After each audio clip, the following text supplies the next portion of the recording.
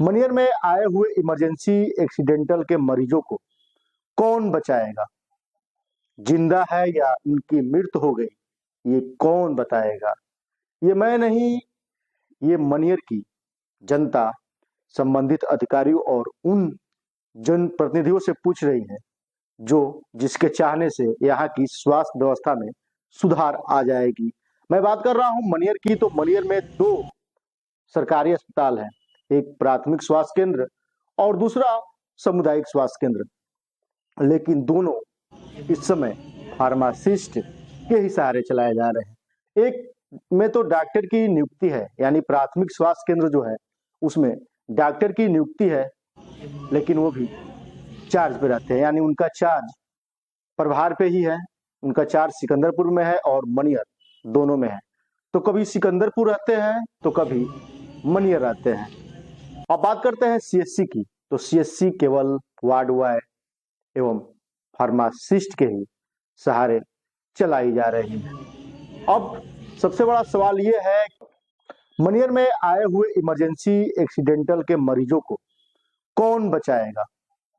जिंदा है या उनकी मृत्यु हो गई, ये कौन बताएगा? ये मैं नहीं, ये मनियर की जनता संबंधित अधिकारियों और उन जनप्रतिनिधियों से पूछ रही है जो जिसके चाहने से यहाँ की स्वास्थ्य व्यवस्था में सुधार आ जाएगी।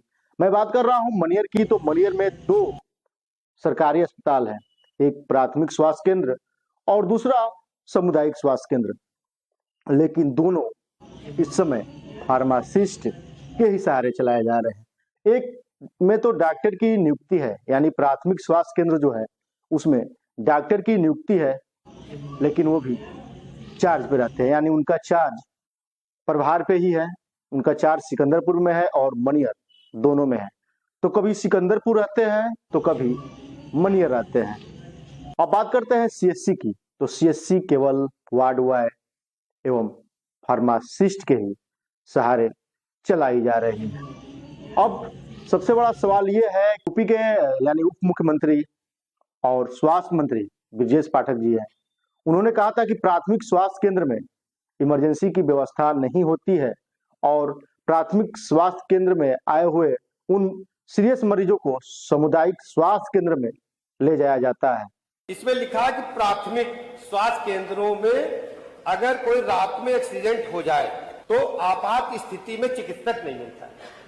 सभी लोग, हमें लगता है कि विधायक हैं और बड़े पदों पर रह चुके हैं। प्राथमिक अस्पताल में कभी इमरजेंसी की सुविधा रहती क्या है? बताइए जरा हमको, आप पूछिए जरा इसे। मालूम नहीं रहती। आपका संरक्षण चाहते हैं, उनको पता नहीं रहता। समय उनको क्या ध्यान रखना चाहिए था कि हम प्रदेश के लोगों को गुमराह कर रहे हैं। आपको सीएचसी पर ले जाना है, डिस्ट्रिक्ट हॉस्पिटल में ले जाना है, एम्बुलेंस को बुलाना है और प्राथमिक अस्पताल में जाकर हमारी मरीज को आप मृत्यु के कगार पर भेजना चाहते हैं और नोटिस दे रहे हैं। ये नोटिस नहीं लिख रहे, गुमराह करने का प्रयास कर रहे हैं प्रदेश की जनता को। दूसरा आपने लिखा तो शायद हमारे जो उप मुख्यमंत्री है और स्वास्थ्य मंत्री है, उनको यहाँ के कोई अधिकारी हो या फिर जनप्रतिनिधि उन्हें अवगत ये नहीं कराया है कि जो मनियर का सामुदायिक स्वास्थ्य केंद्र है वो केवल वार्ड बॉय और फार्मासिस्ट के सहारे चलाया जा रहा है। तो यहाँ के मरीजों को वहां क्यों ले जाया जाएगा? जो सीरियस मरीज है, क्या उनको वार्ड बॉय इलाज करेंगे? क्या उनको वार्ड बॉय बचा सकते हैं? या फिर इसके लिए सीएचसी को सुचारू रूप से चलाना पड़ेगा और यहाँ की जो स्वास्थ्य व्यवस्था है उन्हें सुधार करना पड़ेगा। और सबसे बड़ा सवाल है कि बार बार शिकायत के बाद जो चिकित्सा अधिकारी बलिया है वो डॉक्टर की नियुक्ति करते हैं, यानी डॉक्टर को भेजते हैं मनियर में, लेकिन अभी तक कोई डॉक्टर चार्ज नहीं लिया है। अब ऐसी स्थिति में चिकित्सा अधिकारी को क्या करना चाहिए? यानी कि 4-5 डॉक्टरों की मनियर प्राथमिक स्वास्थ्य केंद्र पे ट्रांसफर हो चुका है, लेकिन आज तक अभी कोई डॉक्टर चार्ज नहीं लिए हैं, एक के सिवा।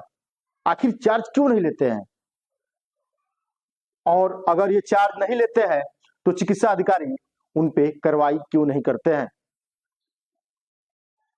अगर डॉक्टर यहाँ नहीं आएंगे तो फिर यहाँ के लोग कैसे, यहाँ के लोगों को कैसे इलाज मिलेगा? ये अब देखने वाली बात होगी।